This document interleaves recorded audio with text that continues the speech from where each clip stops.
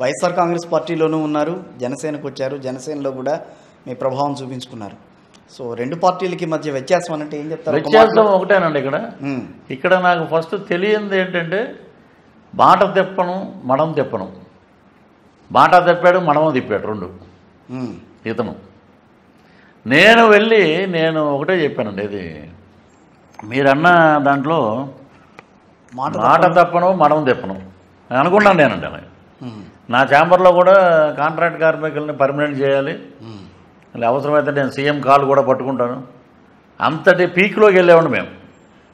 తర్వాత అది వైఎస్ఆర్ రైతు కాంగ్రెస్ పార్టీ కాదండి, అది వైఎస్ జగన్మోహన్ రెడ్డి టెర్రరిస్ట్ శిక్షణా శిబిరం, బూతుల యూనివర్సిటీ. ఒకరిని టార్గెట్ చేస్తే వీడినే మాట్లాడాలి మనం. బావ కళ్ళల్లో ఆనందం చూశాను చంపేశాను అంటాడు మనం ఏదో సినిమాలో. అలాగే ఆయన కళ్ళల్లో ఆనందం చూడాలి మనం. ఆయన కళ్ళల్లో ఆనందం చూసి ఆయన నవ్వాలంటే మనం బూతులు బ్రహ్మాండంగా తిట్టాలి. అందుకే వీళ్ళకి మంత్రులు ఇచ్చారండి, ఊరికనే ఇవ్వలేదు వీళ్ళకి. బూతులు తిట్టేవాడి పరిస్థితి ఏంటంటే రేపు ఆయన బాగానే ఉంటాడు. ఇఫ్ ఈజ్ ఇన్ అపోజిషన్ ఈ కెన్ సిట్, కూర్చుంటాడు, అధ్యక్ష అంటాడు. వీళ్ళ పరిస్థితి కాదు. రఘురామ్ గారు అసలు ఆయన ఏంటి శాసనసభకి రారు, ఒకవేళ టీడీపీ గవర్నమెంట్ వస్తే ఏం చెప్పనన్నారు. ఇప్పుడు కూటమి వస్తే రఘురామరాజు గారు స్పీకర్ అండి. మేము మొన్న చెప్పాం ప్రచారంలో ఉన్నప్పుడు, మీరు స్పీకర్ అవ్వాలి సార్, ఆంధ్ర రాష్ట్రం మొత్తం ఎదురు చూస్తుంది, మీరు స్పీకర్ అయ్యి అధ్యక్ష అంటే రే కూర్చోడు, నువ్వు కూర్చో చెప్పావు, చాలా చెప్పావు, చూసాం మేము, కూర్చో. ఆయన ఏమన్నారంటే అసలు ఆయన రారు, శాసనసభకి రారు ఆయన అని అన్నాడు. ఆయన వస్తే అదే పరిస్థితి అండి. ఆయన రాడు, ఆయన ఎక్కడికో వెళ్ళిపోయి అనారోగ్యం, మేము సంవత్సరం రాము, 2 నెలలు రాము, 2 ఏళ్ళు రాము. ఇది సరే, మనం కొంచెం డైవర్ట్ అవుతున్నాం. వైఎస్ఆర్సీపీకి జనసేనకి తేడా. వైఎస్ఆర్సీపీలో మీరు డబ్బు అంటే నేను చూసేది వైఎస్ఆర్సీపీ డబ్బు, ధనం, అధికార వ్యామోహం, రెడ్లు అనే కులపిచ్చి. ఇక్కడ లేదా? ఇక్కడ లేదు. జనసేనలో లేదా? లేదండి. కాపులన్న ఇది కాపులే ఉండాలన్న, కాపులే ఉండాలి, కాపులే పరిపాలించాలని అతను ఉన్నాడండి. ముద్రగడ్డ, భద్రగడ్డ. మేము తిరుపతిలో పవిత్ర ప్రెస్ క్లబ్లో పవిత్రమైన ప్రదేశం కాబట్టి రేపటి తిరిగి రిజల్ట్ వచ్చినట్టు టైం లేట్ అవుద్ది, ఈలోపే నీకు నామకరణ మహోత్సవం చేద్దాం. పద్మనాభరెడ్డి తిరుపతిలో నామకరణం చేశాము.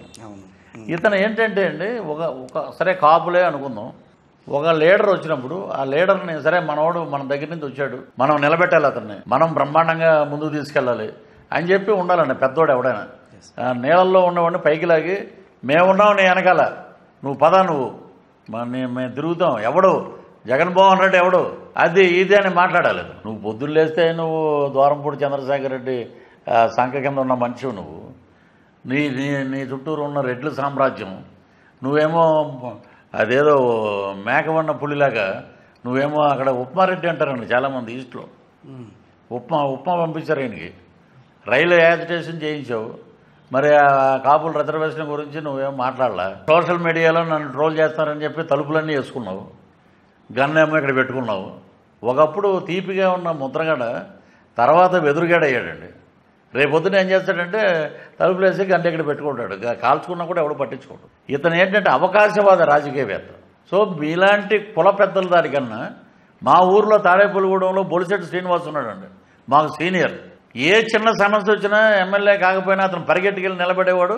అతనే నాయకుడు అండి, అతనే కులానికి పెద్ద ఆ ఏరియాకి. నేను అది నమ్ముతానండి. అది పవన్ కళ్యాణ్ గారు వచ్చి ఏం చెప్పారు, గోవిందుడు అందరవాడు, is not one caste man. Ranga గారు కూడా కాపులే, బట్ అతను చేసిందంతా పేదవాళ్ళకి, బడుగు బలహీన వర్గాలకి. ఏంటంటే ఒక స్టిక్కర్ అంటించేశారు, నేను కాపు అంటారు. ఒకటే సార్ 2 ఇంజిన్లు అండి, ఒక ఇంజిన్, కులం అనేది ఒక ఇంజిన్. కాకపోతే కాపులు అని అన్నారు కాబట్టి కాపు కులం ఒక రైలు ఇంజిన్ లాంటిది.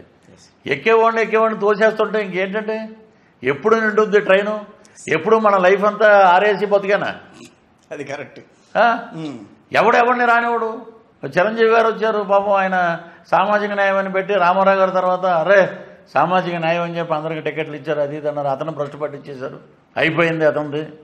ఆయన ఇంకా వద్దులే రాజకీయాలు అనుకుని చెప్పి ఆయన మీద ఎంత ప్రెజర్ పెట్టి ఆయన పార్టీ మార్పించారనేది అందరికీ తెలుసు. సో ఆయన ఒకటే అనుకున్నాడు, ఇంకా మనకి అనవసరం ఇది, సో అని చెప్పి సినిమా రంగానికి వచ్చాడు. ఆయన అభిమానం గలవాడు, మాట పడ్డు, మాట్లాడు. సో మేము అడిగాం అన్నయ్య అంటే మనకెందుకు ఇవన్నీ, నేను ఎవరిని పల్లెత్తు పరుష పదజాలం నేను వాడను.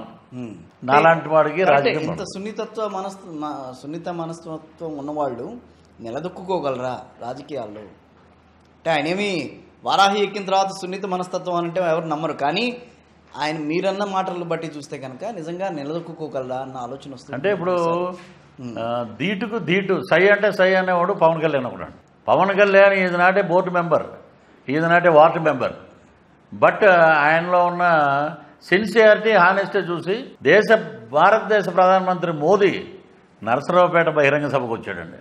That is the power of Konidela Pawan Kalyan.